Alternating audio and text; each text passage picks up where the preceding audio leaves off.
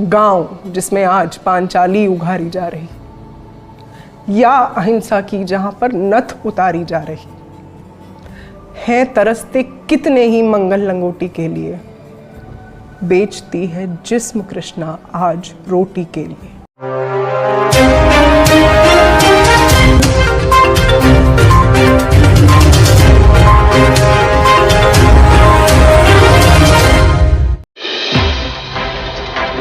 आज जो कविता मैं आपके साथ साझा करने जा रही हूँ उसका नाम है चमारों की गली, जिसे लिखा है अदम गोंडवी ने।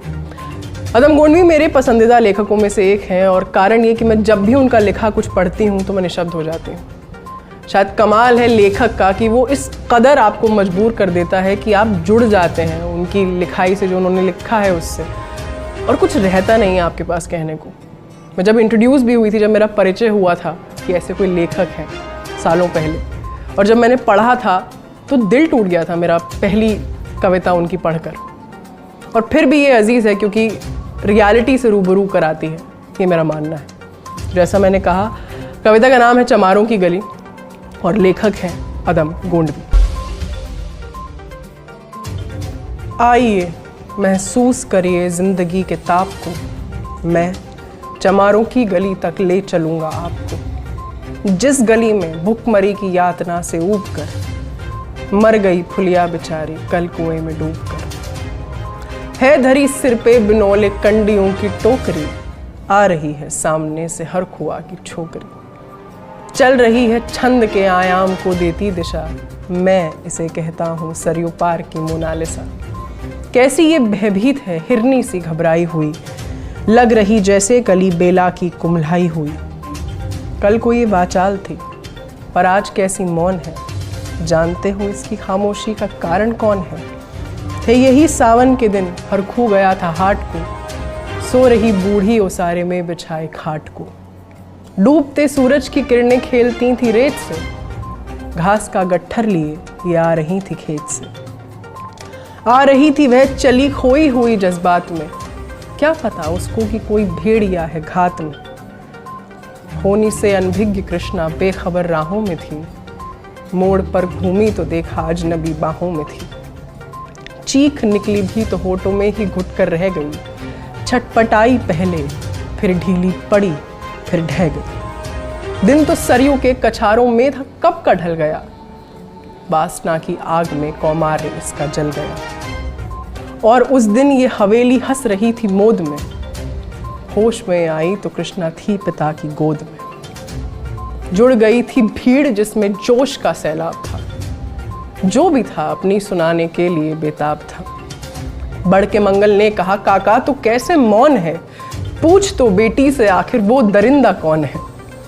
हो कोई संघर्ष से हम पांव मोड़ेंगे नहीं, कच्चा खा जाएंगे जिंदा उसको छोड़ेंगे नहीं। कैसे हो सकता है होनी कह के हम टाला करें, और ये दुश्मन बहू बेटी से मुंह काला करें। बोला कृष्णा से, बहन सो जा मेरे अनुरोध से, बच नहीं सकता वो पापी मेरे प्रतिशोध से। पड़ गई इसकी भनक थी ठाकुरों के कान में, वे इकट्ठे हो गए सरपंच की दालान में। दृष्टि जिसकी है जमी भाले की लंबी नोक पर, देखिए सुखराज सिंह बोले हैं खैनी ठोंक कर। क्या कहें सरपंच भाई, क्या जमाना आ गया, कल तलक जो पांव के नीचे था रुतबा पा गया। कहती है सरकार आपस में मिलजुल कर रहो, सुअर के बच्चों को अब कोरी नहीं हरिजन कहो। देखिए ना ये जो कृष्णा है चमारों के यहाँ, पड़ गई है सीप की मोती गवारों के यहाँ। जैसे बल खाती नदी अल्हड़ नशे में चूर है, हाथ पुट्ठे पर न रखने देती है मगरूर है। भेजता भी है नहीं ससुराल इसको हर खुआ, फिर कोई बाहों में इसको भींच ले तो क्या हुआ। आज सरयू पार अपने शाम से टकरा गई, जाने अनजाने वो लज्जत जिंदगी की पा गई। वो तो मंगल देखता था बात आगे बढ़ गई, वरना वह मरदूद इन बातों को कहने से रही। जानते हैं आप मंगल एक ही मक्कार है, हर खू उसकी शह पे थाने जाने को तैयार है। कल सुबह गर्दन अगर नपती है बेटे बाप की, गांव की गलियों में क्या इज्जत रहेगी आपकी। बात इस लहजे में थी कि ताव सबको आ गया, जैसा स्वाभाविक है उठकर हाथ मूंछों पर गया। वह क्षणिक आवेश जिसमें हर युवा तैमूर था, हाँ मगर होनी को तो कुछ और ही मंजूर था। रात जो आया ना उस तूफान में अब जोर था, भोर होते ही वहां का दृश्य ही कुछ और था। सिर पे टोपी बैत की लाठी संभाले हाथ में, 1 दर्जन थे सिपाही ठाकुरों के साथ में। घेर कर बस्ती कहा हल्के के थानेदार ने, जिसका मंगल नाम हो वह व्यक्ति आए सामने। निकला मंगल झोपड़ी का पल्ला थोड़ा खोलकर, एक सिपाही ने तभी लाठी चलाई तोलकर। गिर पड़ा तो बढ़ के सिर पे बूट से ठोकर दिया, बोला साले माल जो चोरी का था वो क्या किया। कैसी चोरी माल कैसा, जैसे उसने ये कहा। एक लाठी और पड़ी और होश भी जाता रहा। होश खोकर वह पड़ा था झोपड़ी के द्वार पर।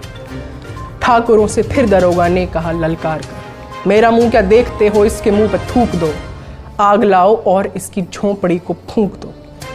और फिर प्रतिशोध की आंधी वहां चलने लगी, बेसहारा निर्बलों की झोपड़ी जलने लगी। दुधमुआ बच्चा वो बूढ़ा जो वहां घेरे में था, वह अभागा दीन हिंसक भीड़ के घेरे में था। घर को जलता देख वे होश थे खोने लगे, कुछ तो चुप बैठे रहे, कुछ जोर से रोने लगे। कह दो इन कुत्तों के पिल्लों से कि घबराए नहीं, हुक्म जब तक मैं न दूं कोई कहीं जाए नहीं। ये दरोगा जी थे मुंह से शब्द झरते फूल से, आ रहे थे ठेलते लोगों को अपने रूल से। फिर दहाड़े इनको डंडों से सुधारा जाएगा, ठाकुरों से जो भी टकराया वो मारा जाएगा।